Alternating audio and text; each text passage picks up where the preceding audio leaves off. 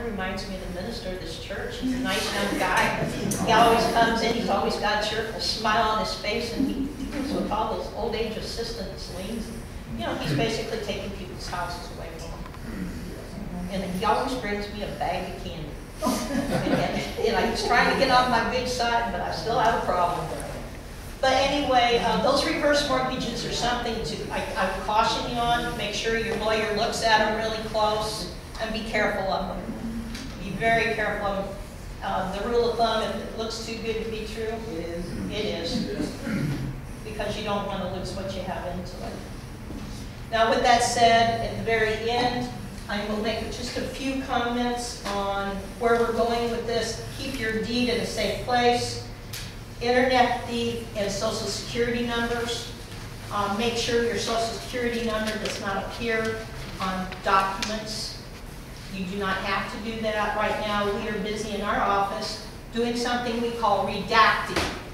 We are taking off social security numbers on every document from today going back to time. And we're trying to get them, but it's hard to do. We're trying to protect your record. Now, the other thing is, I'll caution you on, is there's a new thief out there, and when he comes, and I'm picking on this poor gal here because she comes in the office and she's sitting at the front table and she's easy to go to.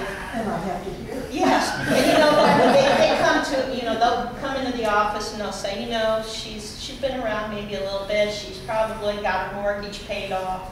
And so they come in and they do research on people's properties. And they'll say, you know what?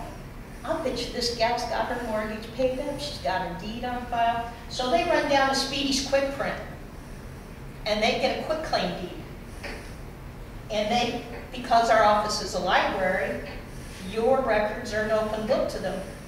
So they get that quitclaim deed, and they'll say, well, Mrs. Wolfenbarger is now the grantor of this property. She's given it to me.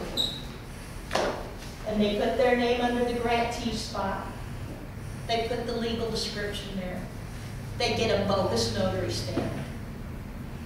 They record it. It's a real tip-off when they say, I need a copy of that. We hold our records for a while when we suspect that. And what they will do, they want a certified copy immediately, and they will go to any bank they can to borrow the equity out of your house before you even know they've done it. Always watch your credit score, your credit ratings. If you notice anything suspicious at all, we sent postcards out to people executing quitclaim deeds until we ran out of money for postage because there's a lot of quitclaim deeds. First card we sent out, we caught someone in posting. Power of attorney was her son. He's sitting in Tennessee. This gal was in a nursing home, but her house hadn't been taken back yet. Some guy that had been a neighborhood friend had been renting that house out and collecting rent on this house. He goes to this woman who's in the nursing home, gets her to sign, so to speak, a deed, $10,000. She never obtained a dime. We turned it over to law enforcement. There was an indictment. Took him to court, handwriting analysis. Took 2 years. They let him go because the gal that they did this to just couldn't remember anything anymore. They let him walk. We see it every day. I'm just here to give you the information. Protect yourself, protect your neighbors, tell your family, be careful. Any questions? That's about all I have to say. I'm going to be done talking here. Any questions? I hope you got something out of this information. I'm really proud of my office staff. I really like it there. Feel free anytime to come in, and if you want to schedule a special tour, I'll be more than happy to walk you through there because it is fascinating. Thank you.